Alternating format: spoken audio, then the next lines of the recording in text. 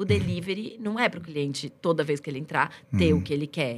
Ele já não encomendou, ele não ligou aqui, não veio aqui, ele tá apertando um botão, ele vai receber o bolo que tem lá. A maioria das vezes o preconceito é nosso, não do cliente. E se a gente quebra o preconceito da gente, a gente convence o cliente. Eu tinha uma certeza que não era esse caminho que eu queria levar, trabalhar num restaurante de alguém. Em primeiro momento, porque eu nunca cogitei também trabalhar numa confeitaria, num negócio assim. Eu sempre pensava, porque os formados têm um ego que não combina com o ambiente. Mas os não formados também trazem muitos vícios que são tão importantes para uma cozinha que eles ainda talvez não saibam.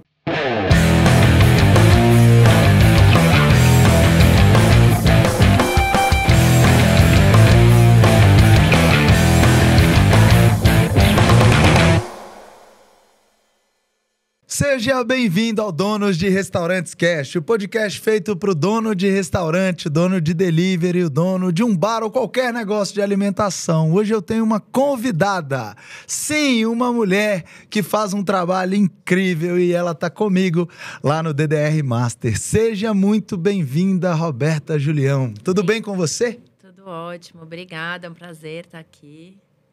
Muito bom te receber aqui, Roberta. Roberta, conta para as pessoas o que você faz.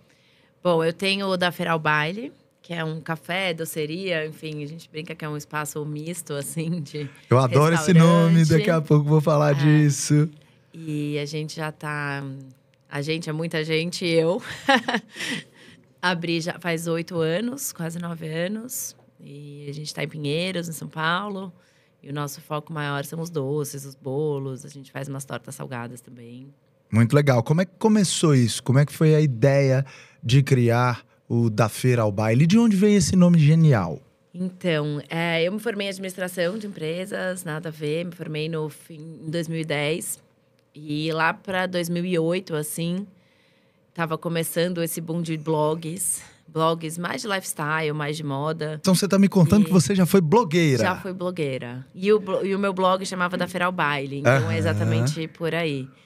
E eu sempre gostei muito de comer fora, de conhecer restaurantes, conhecer lugares. Na época eu nem cozinhava, assim, muito pouco em casa. E eu sempre era requisitada para dicas. Amigos me ligavam, queria isso, quer aquilo, um restaurante como… E aí, um dia eu tava voltando da faculdade… E 2 amigos diferentes me ligaram. Um perguntou como é mesmo aquele hambúrguer que você falou no Ipiranga. No caso, era o seu Osvaldo. E o outro, eu dei uma dica que era um restaurante francês que tinha em Pinheiro, que já fechou também. E que era mais pomposo, assim.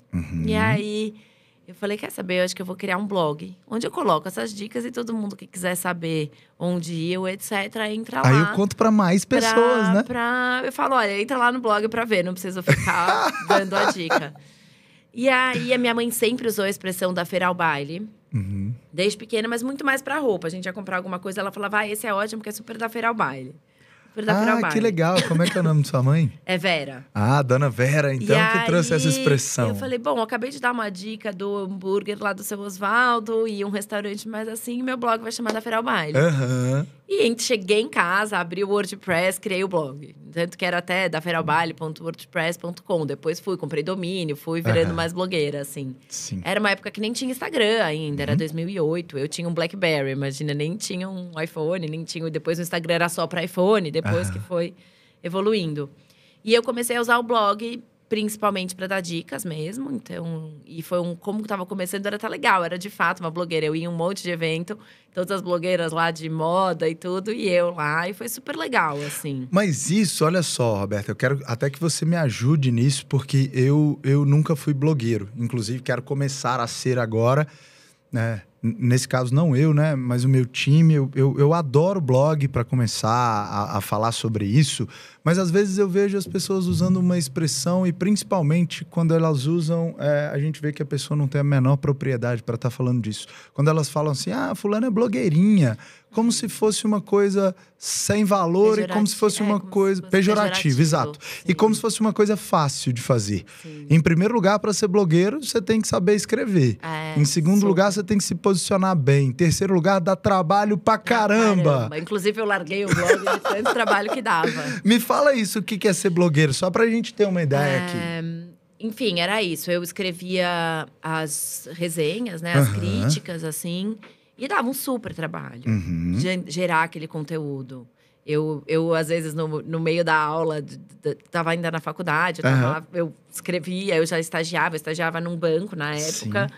E quando eu tinha um tempinho livre, eu ia lá, escrevia sempre num caderno. Porque nem usava tanto computador, assim. Tipo, laptop, na aula, essas coisas. E depois passava pro computador os textos. E eu era super crítica, eu não queria escrever qualquer coisa. Então, às vezes, eu até deixava de ter um conteúdo um pouco mais frequente pra fazer um post legal, assim. E dava bastante trabalho. Cara, sabe que eu adoro escrever? Inclusive, eu acabei de entregar o meu livro para a editora. Hoje eu tenho uma reunião com a editora Gente.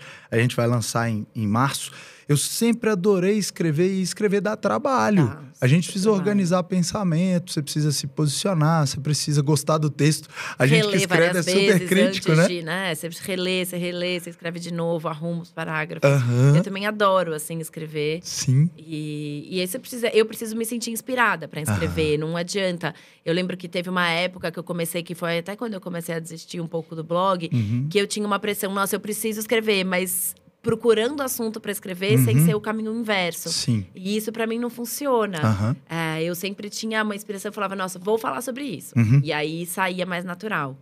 E aí, com o tempo também, eu comecei a cozinhar mais. Eu fiz um curso de risoto em 2006. Isso um pouco antes de começar o blog com umas amigas. Sim. E as minhas amigas, provavelmente, depois daquele curso, nunca mais fizeram nenhum risoto em casa. E eu virei a profissional do risoto, porque era o que eu sabia fazer. E eu cozinhava. E eu sempre gostei de servir. Qual é o risoto mais incrível que você faz? Faz muito tempo que eu não faço mais muito risoto. Mas eu adoro fazer. Hoje em dia, eu faço um de cogumelos frescos. É muito louco, porque esse curso que eu fiz em 2006, imagina, a pessoa ensinou com caldo quinor. E aí, depois que eu fui aprimorando minhas técnicas, entendendo um pouco mais, hoje eu acho um absurdo. Eu jamais usaria. Então, hoje eu faço caldo, hoje eu faço… né? E eu adoro fazer um que é de cogumelos frescos caldo, né? Mesmo. Exato. O de cogumelos frescos com tomatinho confit. Então, inclusive, já ensinei também. E aí, começou que o blog, conforme mais eu ia cozinhando… além de só ser dicas… além de só dicas, eu comecei a postar receita também no blog. Então, acabou virando um blog meio geral de gastronomia, assim.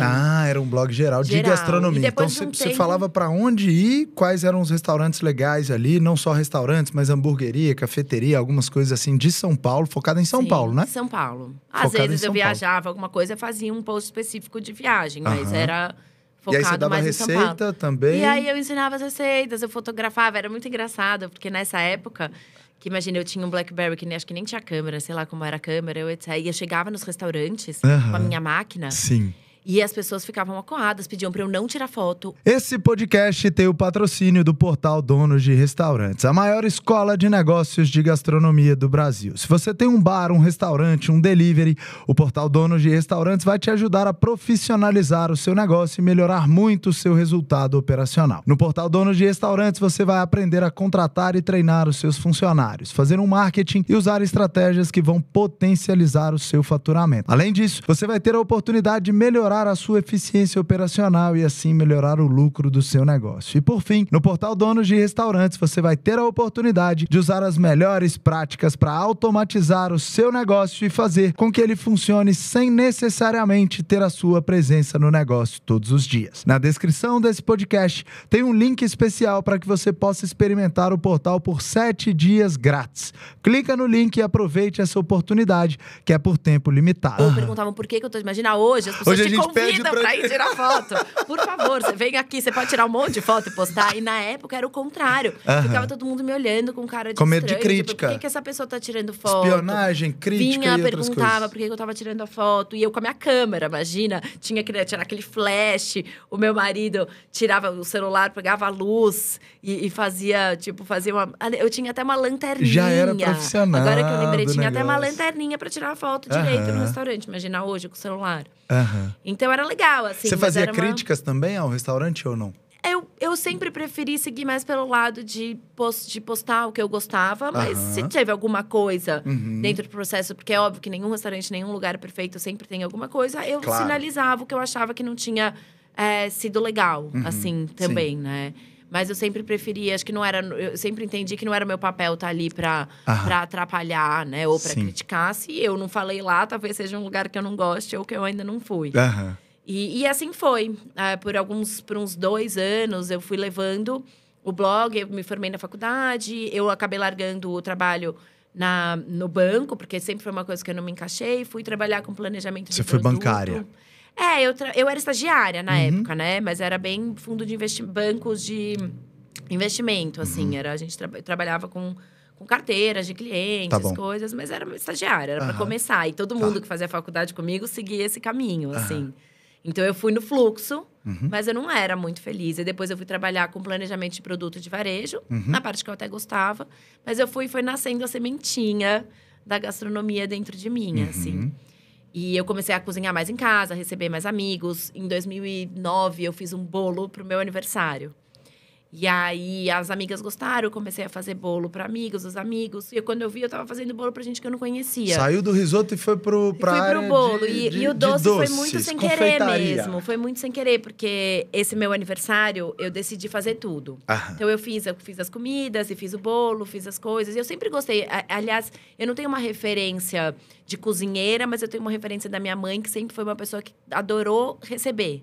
Ela sempre recebia amigos, montava mesa, encomendava em alguns lugares as coisas, fazia um ou outro prato. Mas essa história de ter pessoas em volta da mesa é uma referência para mim, assim. Então, eu ainda era jovem, eu tinha 22 anos, assim. Ainda fazia na casa dos meus pais. Mas recebia uns amigos, cozinhava, levava comida para casa dos outros. E os meus amigos sempre falavam, você tem que abrir alguma coisa, você tem que abrir alguma coisa. E eu comecei a usar o blog como até um canal de venda mesmo. Quando eu postava a receita do bolo, eu também falava que se quisesse encomendar, podia encomendar. E foi indo assim. E aí, eu fui seguindo com o nome, com o blog. Acho que o blog, eu extingui ele mesmo lá em 2012. Quando eu comprei o meu primeiro iPhone. E surgiu o Instagram. E aí, eu acho que o Instagram foi meio que um caminho de você sair de blogueira para influenciador, né? Uma coisa 2012, o Instagram estava praticamente começando no Brasil ali ainda, né? E aí, eu usava o Instagram para postar as minhas receitas. Colocava lá na legenda a receita, os ingredientes, a dica. Postava os lugares que eu ia. E era o blog muito foto ainda, o Instagram, né? Não tinha vídeo. Não tinha vídeo, era outra dinâmica, tinha nada. né? Mas assim, funcionava. Sim. E era uma coisa mais dinâmica, era mais rápido. Eu tava ali, era mais fácil. Não precisava abrir um computador, escrever um texto. Então, o blog, aos poucos, foi morrendo. Eu acredito que talvez o meu último post tenha sido lá para 2013, 2014, assim. Onde eu extingui e decidi mesmo tirar ele do ar. E você tem saudade dele? Eu tenho um pouco. Sim, assim, de escrever mesmo. Mas quem ao mesmo sabe isso vira um livro? Quem Pode sabe. ser, né? Mas, ao mesmo tempo, hoje, né, abrindo o negócio… A gente abre um negócio porque eu gostava de cozinhar. A gente já não cozinha mais, cuida de tantas coisas… Que eu sinto que eu não teria muito tempo de novo. Porque eu sou crítica com o que eu iria escrever, com o que eu ia fazer. Então, eu acho que… Eu não sei se eu ia ter o tempo para ter um blog legal, sabe? Mesmo o meu próprio Instagram hoje, pessoal… Que eu sou uma micro-influenciadora, eu carreguei isso… eu não consigo… Quantos mil seguidores você tem lá? 65. Já tive mais, já tive menos, né? E a gente vai…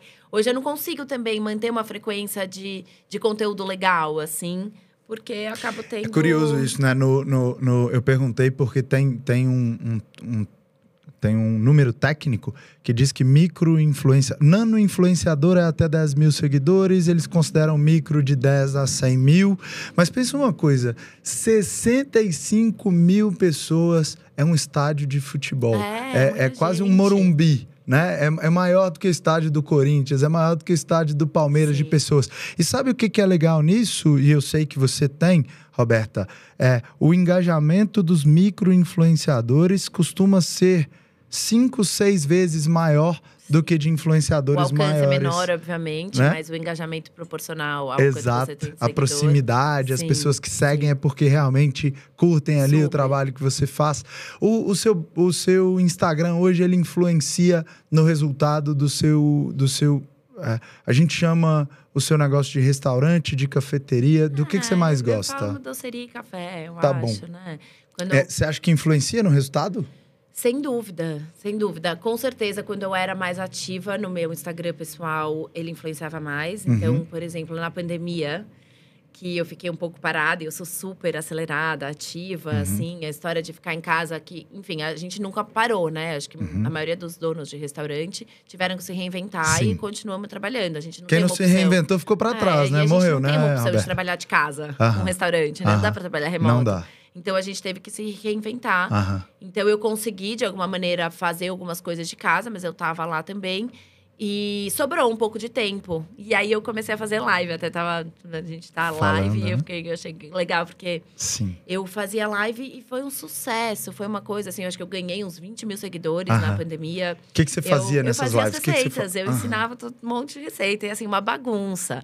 Na cozinha da minha casa, meu marido filmando, o cachorro pulando, roupa pendurada no varal. Assim, era uma zona. Mas sabe que é isso que as pessoas gostam, né? Exato. E eu acho que é o no real. momento onde estava todo mundo muito Vida carente de uma vida real, de uma proximidade. Então, eu tenho… O maior feedback que eu tive dessas lives foram das pessoas falando: você era uma alegria no meu dia. Era super legal ver aquilo, aquela zona mesmo. Não era uma coisa… E era muito louco, porque às vezes… todas as lives que eu fiz, várias foram receitas da Feira ao Baile. E eu fazia, no dia seguinte, esgotava, e eu punha de novo e vendia e acabava. Era automático. Sim. Se eu fiz aquilo, no dia seguinte, aquele produto acabava. E ali, naquela época, eu vi o quanto era mesmo, de fato, ligado. E o quanto era forte ter esse meu perfil vinculado ao café. Assim. Super poderoso isso, né? Poderoso. É um marketing. Porque no princípio de vendas, Roberta, inclusive na semana que vem eu vou fazer uma imersão para o DDR Master. E quero muito que você assista, porque você vai se identificar com várias coisas e a gente vai apertar junto alguns parafusos para que a gente possa levar mais vendas da Feira ao Baile. Um dos princípios de vendas é a visibilidade. Sim. Quanto mais eu mostro os meus produtos para as pessoas que são potenciais compradores, mais eu tenho oportunidade de vender o meu produto. Sim. Então, se você estava expondo aquilo ali para 50, 100, 200, 500, 1.000, 2.000, 3.000, 10 mil pessoas. Que entrou 20, 30 mil pessoas. Uau. Uma loucura, assim. E aí foi legal que eu também fiz coisas com marcas. Então, a live com uma marca grande, entrava um monte de gente. Aí depois essas pessoas ficaram. Né? Então foi muito legal, assim. E realmente traz muito retorno. Sim. E por que não continuar fazendo? Mesmo depois da pandemia, que a gente sabe que mudou um pouco o comportamento das pessoas. Eu brinco, eu sempre falo isso, eu sou uma falsa blogueira, uma falsa influenciadora. Porque, na verdade, foi um momento onde fazia muito sentido para mim. Onde eu tava com aquela energia focada naquilo. E eu, hoje em dia, eu não é uma coisa que eu tenho tanto prazer mais em fazer, né? Eu acabo E acho que um pouco também… do que eu estava conversando aqui antes, eu também priorizo muito a minha família, as minhas coisas. Eu tive filho. Depois que eu tive filho, eu achei mais difícil ainda esse gerenciamento de tempo, porque antes tempo era meu, né? Era todo meu, do meu negócio. E aí eu encarava também tudo que eu fazia para o meu Instagram, para o meu perfil, era trabalho, né? Eu tava colocando nesses dois lados. E aí, hoje, quando eu chego em casa, eu só quero ficar com meu filho, eu não quero fazer nada, eu não quero nem pensar em postar e tal. Então, muito do conteúdo que eu gero hoje é exatamente o que está, de fato, acontecendo ali na minha vida. Deixa eu mostrar um pouco do meu filho. Foi muito legal quando ele estava na introdução alimentar, que eu mergulhei naquilo. Então, eu sou essa pessoa de fases completamente. E eu mergulhei nas lives, foi muito legal. Aí, depois que saiu de live, teve que ser conteúdo programado. Vamos gravar, editar, fazer um reels e colocar efeito e a música que tá no momento, etc. Aí pronto, já para mim perdeu todo o dinamismo daquilo, sabe? Era legal porque era naquela bagunça, vamos aí, entra, faz ao vivo ali. Eu tenho um pouco de dificuldade mesmo com isso, com a programação. E aí, marca o dia e pensa na receita. Você funciona melhor no improviso. Mais no improviso. Super, assim. E é assim no restaurante também? E é assim também. Eu acho que daí a gente volta. Acho que é um problema depois de 8, 9 anos de negócio. Acho que hoje a gente precisa ter um pouco mais de cronograma e organização, de fato. Esse também é um dos motivos que eu fui procurar o DDR para eu conseguir me capacitar um pouco melhor e entender como que eu posso melhorar alguns problemas que eu tenho, né, internamente. Tanto como gestora, quanto de negócio mesmo. Sim. Esse poder de improviso, ele traz muitas vantagens, né, Roberta? Eu também tenho um grande poder de improviso. Por outro lado, se a gente não se policiar de que o planejamento é necessário, a profissionalização do seu negócio é necessária. Eu estava falando aqui na última gravação de podcast com o Rodrigo, Não, na verdade foi no penúltimo, com o Raul. Eu estava falando que um dos meus maiores defeitos, e eu não tenho o menor problema com vulnerabilidade, um dos meus piores defeitos eu sou uma pessoa extremamente desorganizada. Então eu tenho uma dificuldade com agenda gigante. Às vezes, quando eu vejo, eu marquei 2 compromissos no mesmo momento. Às vezes, eu me programei... todos os dias da minha vida, praticamente. Não é verdade? E isso nos traz, claro que nos traz, às vezes, um prejuízo. Porque, às vezes, sabe o que eu penso, Roberta? Poxa, eu acabei marcando 2 reuniões. Quando eu olhei na minha agenda aqui, eu já tinha marcado. E aí eu falo, meu Deus, mas aí eu coloquei o tempo da outra pessoa aqui. Que ela podia estar fazendo uma outra coisa, então... Mas é um defeito que a gente tem que aprender a lidar com isso e entender como a gente pode evoluir. Mas também é importante entender que, pelo meu perfil, dificilmente, mesmo que eu seja bem treinado nisso, eu vou me tornar uma pessoa extremamente organizada. Sim. Porque... E eu já evoluí em tantas áreas nessa organização que agora o próximo passo é conseguir melhorar mesmo até na reunião que eu tive essa semana com a minha estrategista, o claro foi isso. É uma agenda, você precisa ter agenda. Porque chegou no dia da reunião com ela, eu nem lembrava que eu tinha marcado. Porque eu fico contando com a minha cabeça. Às vezes aí eu vou lá no WhatsApp, vou na busca. Deixa eu ver se eu tenho alguma coisa hoje. Digito o dia, sabe assim... É nesse nível. Mas sabe de uma coisa? Mais de 70% dos empresários que entram para o DDR não usam uma agenda. E esse é um primeiro trabalho que a gente faz com o empresário para que ele tenha uma agenda. Ajuda muito, né? Eu achei coisa importante até das palestras que eu assisti lá na imersão, era isso. Eu preciso colocar, se eu colocar na minha semana 1 hora do dia para fazer a conferência do ponto. 1 hora do dia para estar disponível para conversar com as pessoas. Assim eu consigo. Eu tenho 1 hora do dia para olhar todas as avaliações no iFood, olhar todas as coisas. Na hora que eu não coloco isso na minha agenda, eu fico com a falsa sensação de que eu consigo cuidar disso na minha semana e termina a semana e eu não fiz. É verdade. E aí eu só vou acumulando. E aí a gente fica depois com um sentimento de que a gente não produziu, de que a gente não fez, né? Exato. Uma agenda linda, a gente vai ticando assim as coisas que a gente fez. Eu tô começando ainda a fazer a minha agenda, mas... Eu vou te cobrar eu isso. Sinto que vai ser melhor. Eu vou te cobrar. Sabe o que eu faço e que eu acredito que você pode fazer, as pessoas que estão aqui nos assistindo? Eu tenho uma pessoa que me ajuda a organizar a agenda. E que, inclusive, eu vou ter que colocar uma outra pessoa agora para isso. Mas isso foi a coisa que mais funcionou para mim. Porque eu descobri que se eu tentar organizar a minha agenda, não vai funcionar. Porque pela minha desorganização eu marco 2, 3 compromissos no mesmo momento. Mas tendo uma pessoa para organizar, e aí todos os dias, quando você acorda, você fala, beleza, o que eu tenho que fazer é isso? Então, tudo bem. Porque eu tenho certeza, Roberta, que assim como eu, você tem um alto poder de execução. Quem é muito desorganizado como a gente é um trator para fazer tarefa. Mas por mim, você pode me dar... Ontem... tirar aquele tempo, e aí você fica, né? Exato. Ontem eu fui almoçar quase 5 horas da tarde, e isso deve ser comum para você, porque a gente começou a fazer gravações do programa e a gente não encerrava, e para mim não tem o menor problema. Por mim, se eu não almoçasse naquele dia, tava tudo bem. Porque 90% das vezes eu consigo almoçar no momento adequado. Mas o nosso poder de execução é muito grande, então a gente tem que levar isso para o nosso negócio, que é, eu utilizo a minha maior habilidade, se a minha maior habilidade é executar, no meu caso é executar e influenciar. Então eu consigo... influenciar os meus líderes, eu consigo ter uma boa comunicação e eu consigo executar muita coisa.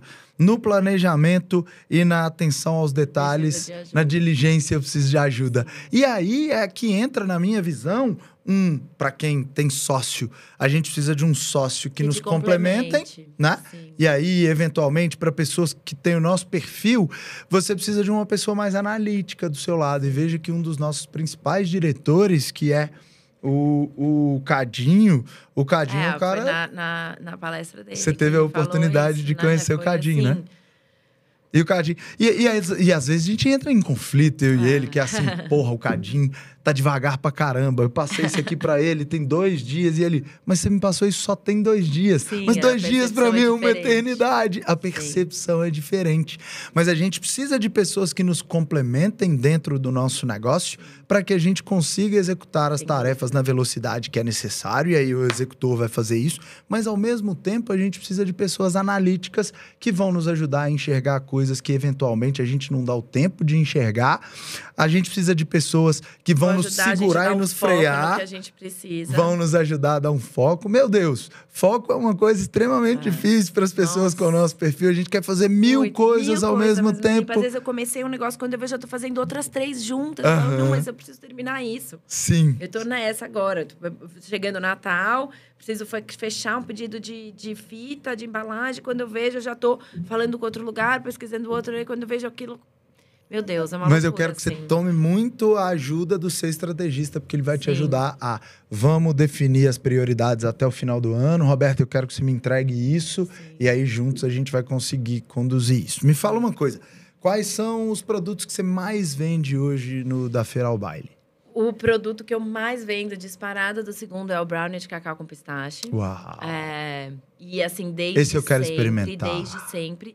E ele não só mais vende, como ele vende, tipo, 10 vezes mais que o segundo bolo que mais vende. Brownie não é, de não é nem que é o dobro, é 10 vezes. pistache com cacau. De cacau brownie com pistache. de cacau com pistache. Demais E isso. ele já é um bolo que eu vendia antes de abrir, então, continuando, eu acabei seguindo, comecei a entrar nisso. Então tá bom, agora eu faço bolo sob encomenda.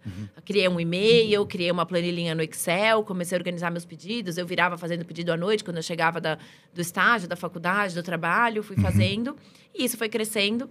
Eu gosto muito também de fazer a parte salgada, então eu também fazia eventos, tive um catering antes de abrir. Quem compra os bolos? É o cliente final? Você vende em parceria com cerimonialistas para eventos?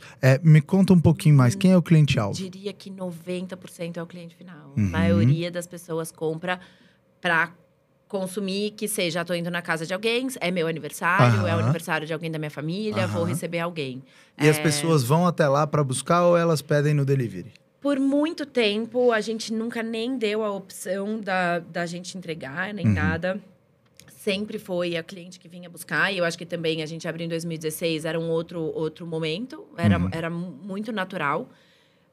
A gente praticamente não tinha cliente que pedia a entrega, todo mundo vinha buscar ou se virava para buscar. A gente não pedia nem pagamento antecipado, as pessoas pagavam na hora. Com a pandemia, a gente teve que mudar isso, então o pagamento começou a ser antecipado, as pessoas não queriam sair de casa para vir buscar.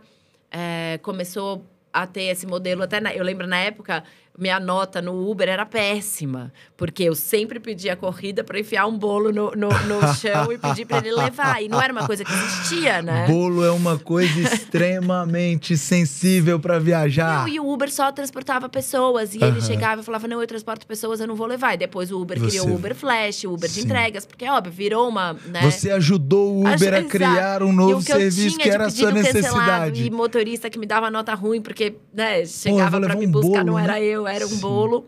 Então, a gente começou a fazer isso. A gente pedia o Uber para entregar para o cliente. Sabe o que eu pensei? Aqui agora, Roberto, eu penso nesse motorista chegando lá para a esposa dele e falando… Hoje, literalmente, eu levei um bolo.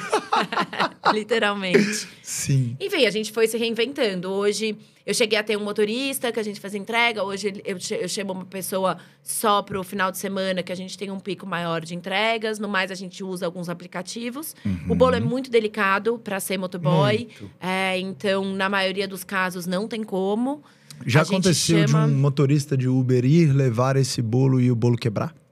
De quebrar, já aconteceu muito pouco, mas já aconteceu dele não chegar. Levou o bolo pra casa? Ele levar o bolo embora, já. Tanto que, por isso, depois a gente mudou a regra. Não é mais a gente que manda, é o cliente que solicita. Porque daí o próprio cliente acompanha o próprio motorista, o cliente fala com ele, o cliente faz a reclamação no Uber e tudo mais. Mas hoje em dia, depois que a gente tem um e-commerce, hoje pelo e-commerce a gente oferece a entrega.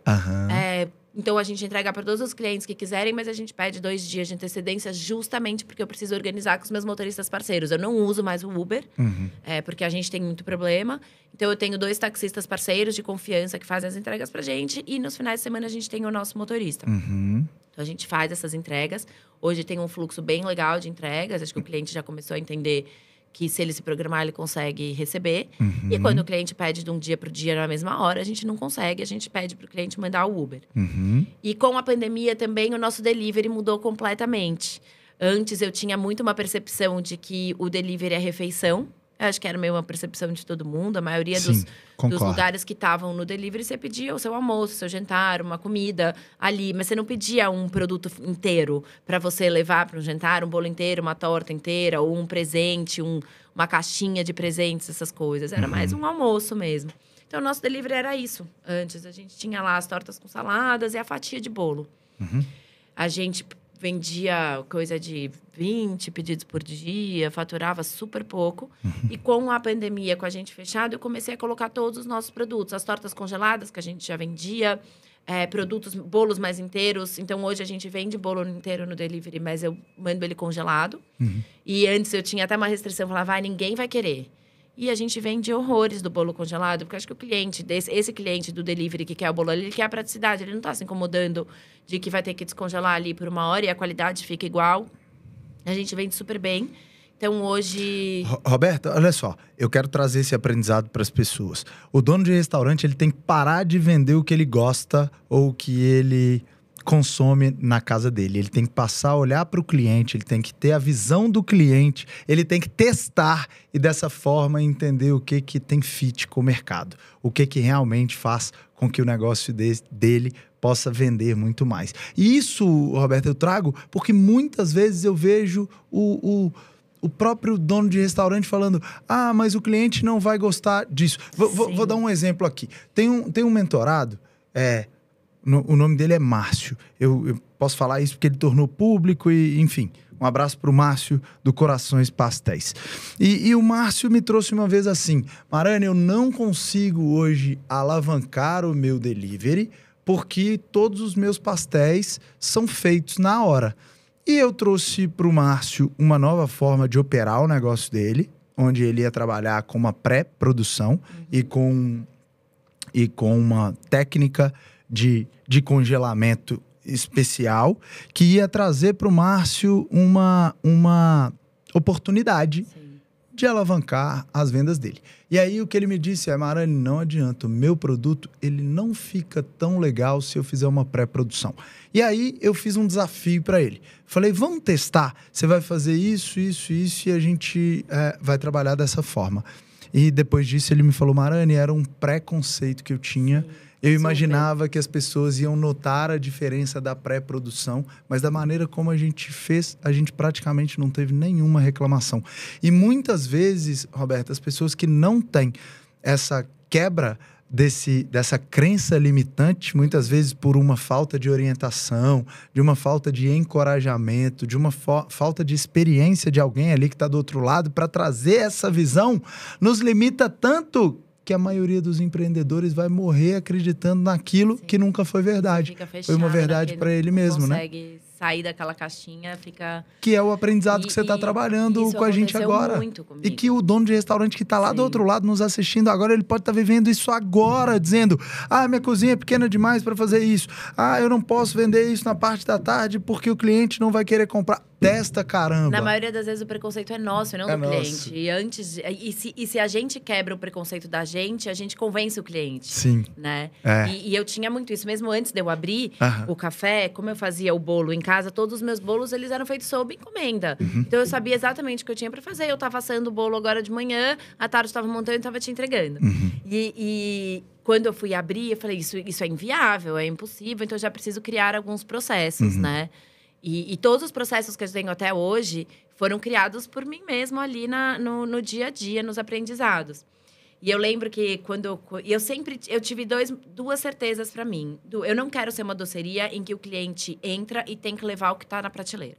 Eu quero que ele saia daqui com o que ele quis comprar. Sim. Então, muito lugar você chega querendo um negócio, chega lá e não tem, você leva outra coisa. Eu não queria isso. Então, eu não trabalho com pronta entrega e não trabalho até hoje.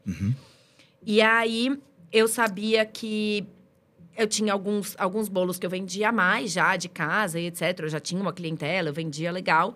Então, a gente foi inaugurar, eu peguei e fiz o brigadeiro de pistache, o brigadeiro de avelã, fiz o brigadeiro de chocolate, fiz o brigadeiro branco. Fiz uma quantidade de todos os brigadeiros. Eu tinha as massas prontas, então as massas é uma coisa que eu já sabia. Eu mesmo em casa, às vezes, já congelava, imagina, no freezer de casa. Sim. E aí eu tenho ultracongelador, isso na empresa e tudo mais. Então isso eu já sabia. As massas eu já tinha mais ou menos congeladas. E a gente descongelava na hora pra fazer o bolo. E aí, chegou no primeiro dia, acabou o brigadeiro de pistache, acabou o de avelã, chegava o cliente, eu falava… Eu não tinha o bolo pronto, então eu fazia o cliente esperar eu montar, o que já não é legal, mas ele vai sair com o que ele quer. Sim. E ele não saía com o que ele queria, porque tinha acabado o brigadeiro do que ele queria. E aí, eu tava lá e eu tinha um potão de brigadeiro branco. Eu falei, deixa eu ver. E se eu transformar esse brigadeiro agora, na hora, em pistache, transformar ele em avelã, colocando as pastas, transformar ele em baunilha. E fiz o teste e ficou maravilhoso. Então, hoje, a nossa cozinha produz apenas brigadeiro branco e brigadeiro preto. Eu consigo atender todos os clientes. Eu não tenho desperdício, porque antes sobrava aquele brigadeiro que o cliente não quis, o outro. E eu não gosto, eu particularmente não gosto de congelar o brigadeiro para recheio de bolo. E não porque o cliente… Por exemplo, o bolo inteiro já montado com o brigadeiro, eu acho que é legal, já tá ali pronto. Mas pra gente trabalhar o brigadeiro descongelado pra montar bolo, eu não gosto. Então, eu não congelo. Você acha que compromete a consistência? É, ele fica um pouco mais fica um pouco mais difícil de você montar o bolo, né? E o brigadeiro tem que ter um ponto muito perfeito pra você conseguir espatular e montar. Então, o que eu faço hoje? Eu não tenho nenhum desperdício, porque eu só produzo 2 tipos de brigadeiro, o de chocolate e o branco. E o branco se transforma na hora em todos os meus outros sabores. Com exceção de um ou outro, tá? Mas na maioria, por exemplo, o leite ninho se beneficia com isso, porque você mantém a arenosidade dele, não fica aquele leite cozido dentro do brigadeiro. Enfim, e eu ganhei esse processo onde eu consigo montar, o cliente às vezes espera 10, 15 minutos e ele sai com o bolo que ele queria. Isso que você está trazendo pra gente é fantástico. Você resolveu simplificar o seu processo, isso trouxe uma eficiência operacional gigante. Super. E a eficiência em questão de tempo, eficiência de espera, em questão de tempo de trabalho e principalmente de desperdício, que você passa a evitar desperdício. A gente tem praticamente…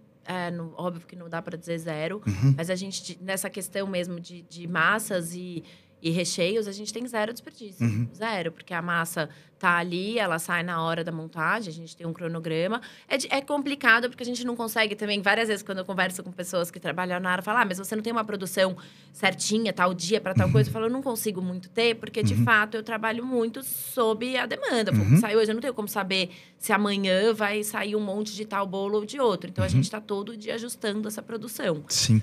E isso faz muita diferença, Roberta, porque no nosso segmento, que é a alimentação, quando a gente tem uma margem de 14% é o que a gente considera uma margem otimizada. É uma margem ótima. Claro que alguns negócios lá dentro do DDR alcançam 16% de lucro, 17%, 18%, 19%, 20%. Alguns que passam de 20%, eu já peço para analisar ali com mais profundidade, porque pode haver algum cálculo ali que está desajustado, porque no segmento de alimentação conseguir mais de 20% de lucro, exceto alguns negócios ali, sorvete, pastel, algumas outras coisas, açaí, a gente consegue sim, mas na maioria das vezes você não vai conseguir mais de 20%. É uma margem, na minha visão, apertada. E às vezes, quando você consegue essa eficiência operacional, muitas vezes você consegue diminuir a mão de obra e o CMV, que são os 2 custos primários que a gente tem, né? O CMV e o CMO. E porque o desperdício acaba entrando, né? Claro que sim. Ele impacta super no seu custo. No seu CMV. E o cliente feliz, no fim, né? Isso que eu consegui Esse é o mais também, importante. Porque hoje em dia o cliente chega lá, embora ele não tenha… A gente tenta doutrinar os clientes a encomendar e tudo mais, mas muita gente trabalha com isso. Sabe que quando chegar lá vai conseguir o que quer, então também já é verdade. Já faz. E essa é uma cultura do brasileiro também, que a gente precisa se adaptar. Que essa cultura da última hora, veja que no Brasil, diferente de outros lugares, quando a gente viaja para fora do Brasil, nos bons restaurantes, dificilmente você vai conseguir… reserva 6 meses antes. Exato. Não vai conseguir. Você chega lá, não tem essa, né? Exato. E até em restaurantes comuns, é difícil você conseguir jantar sem uma reserva. No Brasil, as pessoas não têm cultura de reserva. Na verdade… Tá mudando. Eu acho que pós-pandemia mudou muito também. Nossa, concordo. Eu sinto muito isso. Antes da pandemia, imagina, você chegava no restaurante e ficava esperando. Hoje em dia, tudo tem reserva e a reserva é 7 da noite. Porque lembra a época da pandemia, que o restaurante ia até às 10, as reservas ficavam… E acho que era interessante. A história da reserva, ela é muito boa para o restaurante. Muito boa. Previsão de demanda. Exato, né? Mas veja que essa transição está acontecendo, que é natural em São Paulo primeiro. Claro, porque se a gente for olhar para outros estados e principalmente para os interiores, aí esquece. Mas essa cultura já começou a mudar em São Paulo, eu concordo. Mas o brasileiro em si, ele não se planeja tanto. Não. Isso, para o dono de restaurante, é uma péssima ideia, né? Há que não se planeja falando, né? Porque é bem isso também. Mas eu acho que no fim é isso, o cliente sai satisfeito. E eu comecei a ver, quando a gente, voltando para o delivery, então a gente começou, tá bom, eu preciso escolher quais são os produtos que eu vou ter para o cliente levar inteiro no delivery. Eu coloquei os carros-chefes, obviamente. E eu comecei a ver minha equipe, e às vezes eu chegava lá, mas você tá falando, tô repondo isso, porque acabou. Eu falo, não, gente, calma. O delivery não é para o cliente, toda vez que ele entrar, ter o que ele quer. Ele já não encomendou. Claro, ele não ligou aqui, não veio aqui, ele tá apertando um botão, ele vai receber o bolo que tem lá. Se tem uma quantidade legal de alguns sabores, é isso que importa. Você não precisa parar. Às vezes eu via elas deixando de priorizar alguma coisa de encomenda, etc., para repor o delivery num sabor que é... Não, gente, calma. Também calma, sabe? O delivery, tudo bem. E aí, com o delivery, a gente consegue ter um planejamento um pouco melhor. E principalmente focar no que vende mais, né, focar no que vende Roberta? Mais. Por exemplo, você trouxe pra gente que o bolo de cacau com pistache é o que mais vende disparado. Esse é um produto que nunca pode faltar. Pronto, por quê? Porque ele é o carro-chefe da casa. Se a gente entendesse isso, e eu quero, inclusive, fazer um convite pra você que tem um restaurante. Começa a pensar e começa a agir a partir de agora. Tira um relatório no seu negócio hoje. Eu quero que você faça isso agora. Tira um relatório, olha quais são os seus 5 produtos mais vendidos. Eu quero que você reorganize o seu cardápio nas redes sociais, se você tiver. Eu quero que você reorganize o seu cardápio nos marketplaces de delivery, para que você tenha sempre em evidência esses 5 produtos. E para que você se planeje, para que esses 5 produtos nunca faltem na sua operação, para que esses 5 produtos sempre tenham uma grande velocidade de produção e de expedição, para que você possa vender cada vez mais. Se a gente focar no 80-20, que são 80% do meu resultado vem de 20% dos produtos que eu tenho. E a energia que às vezes a gente gasta num produto que não vale a pena. É verdade. Né? A gente tem apego a alguns produtos e vai ficando... Isso é uma coisa que quando veio a pandemia também, acho que para mim a pandemia foi uma lição muito grande de visão de negócio, de mudanças de estratégias, de ter que se virar ali nos 30 com algumas coisas. E a gente reduziu muito a equipe, né? Muita gente entrou no auxílio do governo, com jornada reduzida, ou até um período mesmo sem vir trabalhar. Focamos nas pessoas que eram mais jovens, mais saudáveis, que não tinham alguma questão. E eu precisei reduzir o cardápio. E eu fiz exatamente isso. Puxei relatórios, peguei todos os que mais vendem, fiz um cardápio especial da pandemia. E a gente conseguiu focar a produção no que interessava. A gente parou de perder tempo nos produtos que não traziam tanto retorno. E vendemos igual, muito mais. Inclusive, na pandemia... A gente vende com qualidade, né? Exato. A gente melhora o estoque, a gente melhora o giro, a gente tem mais poder de barganha, a gente consegue atender o cliente muito melhor. E muitas vezes eu vejo o dono de restaurante, o dono de cafeteria, querendo ter 1 milhão de produtos. E aí a gente não consegue fazer nada direito, né, Roberta? É engraçado que agora a gente mudou o café de lugar. Depois de 8 anos num ponto, eu mudei para juntar a cozinha de produção junto com a loja. Então, eu precisava encontrar um ponto maior.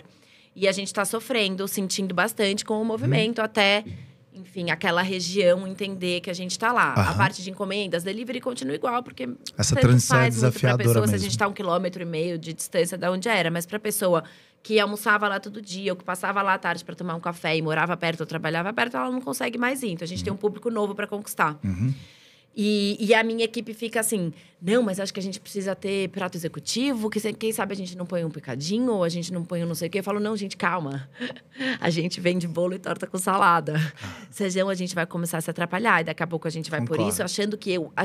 Se a gente não enxergar, de fato, aonde está o problema, que não é às vezes, a oferta de produtos é um problema. Você precisa, às vezes, se encaixar em alguma coisa. Ou mas talvez não pode sair do posicionamento. Novo de torta. Vamos fazer um sabor novo de torta. Exato. Agora, se você me enfia um prato, assim, é tanto novo ingrediente que eu não uso hoje. É novas receitas pra gente aprender, um monte de coisas. Vamos trabalhar o que a gente tem melhor, né? E você passa a se posicionar de uma maneira diferente. Aí você corre o risco de perder os clientes que você já tem. Exato. Você corre o risco de não atingir novos clientes da maneira como você deseja. Então, eu acredito que a sua visão tá muito... Se você tenta agradar todo mundo, às vezes você acaba não agradando ninguém, né? Certeza. Essa é uma certeza. Se você tentar agradar todo mundo, é certeza que você não vai agradar ninguém. Essa é uma péssima escolha. Então, não faça isso, né? quando eu comecei a fazer o bolo, como era muito um hobby e não era um negócio mesmo, eu nunca parei, deixa eu pensar, qual vai ser como vai ser meu cardápio de bolo? Ele sempre foi indo. Então, eu criei uma regrinha, que ela já acabou agora, porque já faz muito tempo, já são 16 anos, uma hora acaba a criatividade, que todo meu aniversário eu criava um bolo novo. Então, era um momento que eu fazia um brainstorming ali para criar aquele sabor e era super legal. E enquanto, antes de eu abrir o café, todos os bolos tinham a história do meu amigo ou do cliente que me pediu. E, por exemplo, o brownie de cacau com pistache, eu tinha até que dar um royalty pra Estê, a minha amiga, porque assim, foi uma criação pra ela, que gostava de algo menos doce, do pistache. Eu fiz pro aniversário dela e virou um sucesso. Mas aí depois que eu abri, aí de fato a gente precisa se encaixar um pouco no mercado. Sim. Antes eu tinha o preconceito de ter o bolo de leite ninho. Eu tinha o preconceito de ter o leite ninho com Nutella. Mas os clientes É o que as pessoas querem comprar. Então tem uma hora que você precisa equilibrar. Não vou sair da torta com salada para fazer estrogonofe. Embora eu faça um estrogonofe muito bom. Mas eu vou pegar os bolos e eu posso abrir para ter um pouco de alguns sabores que sejam um pouco mais comuns no mercado, onde as pessoas gostam. Então, isso foi uma coisa que aconteceu. Com o tempo do café, hoje em dia tem vários bolos que entraram no cardápio, que foi meio que uma demanda mesmo dos clientes. Ou o mais do mesmo que você vê por aí, mas que a gente também tem que ter, sabe? Antes eu tinha muito, eu preciso ter só receitas mais autorais, mas que não tem em nenhum lugar. E não adianta, tem algumas coisas que a gente precisa se encaixar mesmo. E a gente precisa entender, Roberto, olha só que legal. A gente revisitando a sua história, em vários momentos você pivotou o seu projeto para que você conseguisse o sucesso que você tem hoje no mercado. Você começou contando pra gente, né? Começou fazendo um blog, dando ali algumas dicas para as pessoas. Na verdade, em primeiro lugar, nem era blog ainda. Começou dando dicas para as pessoas, se tornou um pequeno negócio ali que foi o blog. Depois você resolveu montar um negócio. Depois da pandemia, esse negócio se transformou. Hoje você mudou o endereço. Porque a gente, no nosso processo de evolução, o próprio mercado, a gente tem duas coisas, né? Os fatores internos e os externos. Sim. O nosso fator interno, no seu caso, poxa, você se transformou em mãe, você se casou, você mudou os seus hábitos. Se você for olhar para o mercado também se transformou demais. A gente teve um momento antes da pandemia de desenvolvimento ali do delivery. Pós-pandemia, o hábito do consumidor mudou muito. Se a gente não se adaptar ao que está acontecendo no mercado e ao nosso momento de vida, dificilmente a gente consegue continuar evoluindo, né? E também, alguma coisa que eu deixei de falar, lá quando chegou em 2011, que eu decidi largar mesmo, aí eu fui fazer gastronomia. Eu acho que para mim foi muito importante ter essa formação para entender também como funciona e principalmente para me dar os mecanismos para conseguir criar as minhas receitas, para entender como que funciona a química e as coisas. Foi muito legal. Nesse período foi legal. Acho que você chegou a trabalhar com o Atala, né? Eu estagiei no Dom, assim, com ele em si. Eu não trabalhei, mas era uma estagiária ali, mas foi super legal. Eu trabalhei no Dalvo mas trabalhou nos restaurantes dele sob supervisão. E é muito legal para entender como funciona, né? Assim, eu acho que a gastronomia é um ramo que é bem difícil, porque tem muito... A maioria dos profissionais não são formados, né? Sim. E, ao mesmo tempo, vira uma coisa complicada. Porque os formados têm um ego que não combina com o ambiente. Mas os não formados também trazem muitos vícios que são tão importantes para uma cozinha que eles ainda talvez não saibam. De organização, de processos, de coisas. E existe Cria quase que uma rivalidade, né? Quase que uma rivalidade. Os acadêmicos aqui que entendem e que muitas vezes não querem fazer algumas atividades ali dentro da cozinha ou querem um respeito maior. E a galera do empirismo, que realmente aprendeu ali fazendo, com a mão na massa, mas que, no final das contas, seria muito mais interessante se a gente tivesse a união dessas duas coisas para que houvesse uma construção coletiva ali mais elaborada, né? E eu acho que é isso. Foi muito importante eu estar nesse ambiente de outras cozinhas, porque uma coisa era eu fazer coisa em casa. Eu estar nesse ambiente foi muito legal para mim. Eu tinha uma certeza que não era esse caminho que eu queria levar, trabalhar num restaurante de alguém por muito tempo, por que não? etc. Em primeiro momento, porque eu nunca cogitei também trabalhar numa confeitaria, num negócio assim. Eu sempre pensava, essa história de trabalhar todo dia à noite, não folgar nenhum domingo, não folgar nem nada, não tá pra mim. Assim, eu gostei no período, acho muito legal. Trabalharia por um período ou sendo meu. E aí, eu acho que era isso, onde mais eu ia chegar. Sendo meu, eu não teria problema. Eu via mais sentido. Sim. É o custo da oportunidade. O custo da oportunidade, exato. E aí eu depois eu decidi abrir mesmo meu negócio e seguir com isso. Eu segui com o catering até 2015. Eu fazia bastante eventos, fazia casamentos pequenos, um monte de coisa. Mas tudo saindo da minha casa. Era um super trabalho, assim, uma loucura. Até que um dia o meu marido… E aí até eu achei super legal que o Rodrigo falou. Rodrigo. Eu tô com meu marido há 21 anos. E a gente começou a namorar na escola. A gente tá casado há 10. Mas a gente namorou 11 antes de casar. E ele sempre foi um super incentivador pra mim. Tanto que quando a gente abriu… E eu falo a gente porque, de fato, ele e a minha mãe abriram comigo. Hoje eles não estão mais na operação. Mas eles abriram comigo, assim. E ele foi um incentivador disso. Você vai montar, mas… Eu precisava sair de casa. Porque a minha casa era só leite condensado. Minha geladeira era só tudo. Tinha evento… Estavam todas as comidas guardadas lá e era uma bagunça. Então, eu preciso sair de casa. Sim. Mas já, em vez de ser uma cozinha fechada, então, por que você não abre pro público? Por que não tem mais aquilo? Então, no Jaqui, a gente virou um restaurante.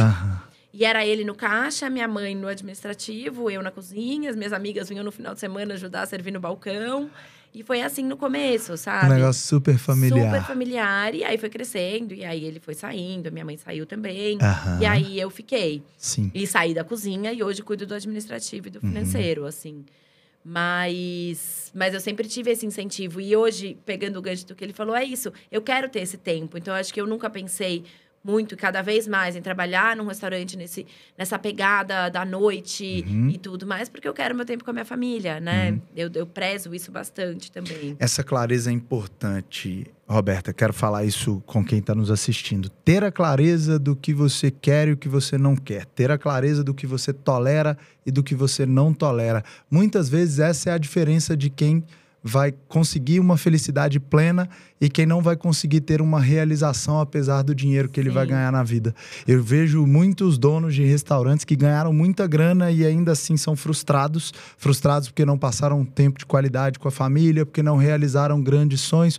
Por outro lado, vejo pessoas que ainda estão em uma batalha por uma prosperidade financeira e ainda assim conseguiram fazer muitas coisas legais e valorizaram a família. É uma equação difícil, assim, de chegar num equilíbrio. É diário, é constante. Você tem que ter a clareza de que vai ter momentos e fases que vai ser mais trabalho, menos família, menos trabalho. Eu ia dizer sobre isso. Muitas vezes eu nem acredito em equilíbrio, sabia?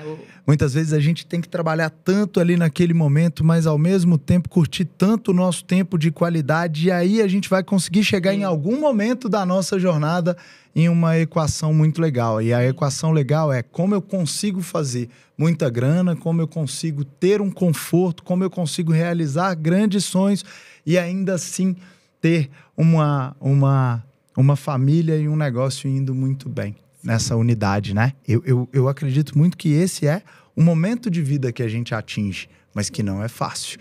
Me conta quais são os seus projetos futuros, porque eu olhei aqui e a gente já tá indo para a pergunta final. Bom, aqui, agora Roberta. eu tô nesse momento de conseguir fazer essa loja, né? Assim, pegar um pouco mais, enfim. A gente até começou a abrir no domingo agora.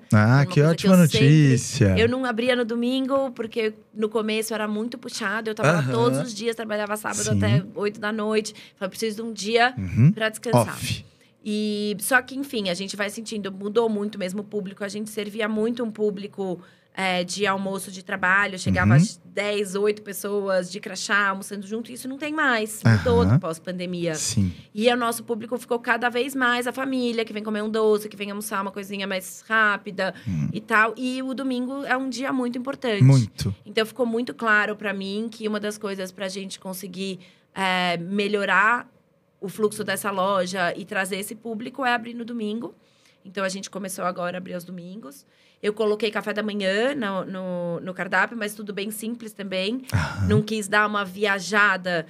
Mas que legal essa quebra dessa crença de que eu não vou abrir porque eu precisaria estar lá.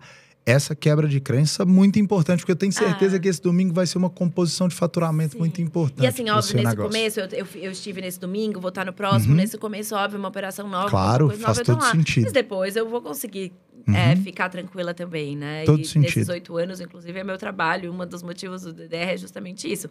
Eu quero que a operação funcione sem obrigatoriedade de estar todo o meu tempo lá. Pra eu conseguir ter mais tempo para mim, mas que funcione. Pode ficar tranquila que isso vai acontecer. E então isso, acho que o café da manhã foi bem legal, a gente já tá tendo um retorno. Eu coloquei pouca coisa no cardápio de novo. Eu podia pirar em um monte de receita e trazer um monte de problema junto com essa solução. Não faça isso. Então eu peguei ingredientes, coisas que a gente já tinha e coloquei, então tá sendo legal.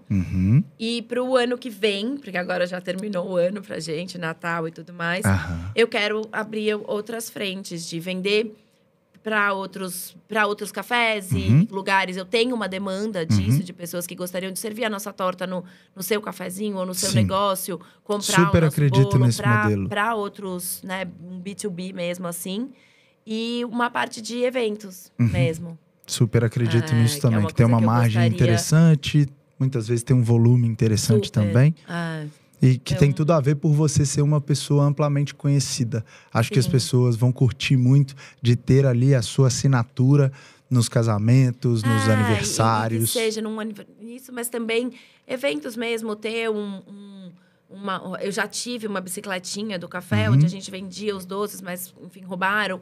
Mas fazer esse foco, shows, pequenos eventos e coisas pra gente estar lá, que é muito fácil. O bolo, né? Assim, vende a fatia, a pessoa pega. Então, é uma coisa que eu gostaria, assim, de ir atrás no ano que vem. Quem sabe até alguns supermercados online, algumas coisas assim, vendendo congelado, tentar crescer com um delivery próprio. Também, mexer um pouco mais nisso. Eu tenho clareza no meu negócio. Isso foi uma das decisões em juntar a cozinha de produção junto com a loja e mudar. Foi difícil para mim sair do imóvel que a gente ficou todo esse tempo. Mas eu vejo que os core business do meu negócio são as encomendas e delivery. O restaurante, ele tá ali para ser uma porta de entrada para o cliente vir, conhecer a gente, provar e depois encomendar. Então, por isso que eu tomei a decisão de juntar a cozinha com a loja, porque eu não quero mais ter lojas. Eu já tive uma outra loja que eu fechei e eu quero focar nisso, exatamente na parte onde a gente produz, em produção e a venda sob encomenda mesmo, ou para eventos. Tá bom, a gente vai fazer isso juntos. Super 2025. Deixa o seu Instagram para que as pessoas possam... O nosso Instagram é da Feira ao Baile Café. É da Feira ao Baile _café. E o meu pessoal é Roberta Julião C. Segue a Roberta, segue o da Feira ao Baile. Segue o nosso também, @donos de restaurantes. E para você que ficou até o final, eu te vejo no topo. Valeu, galera. Tchau.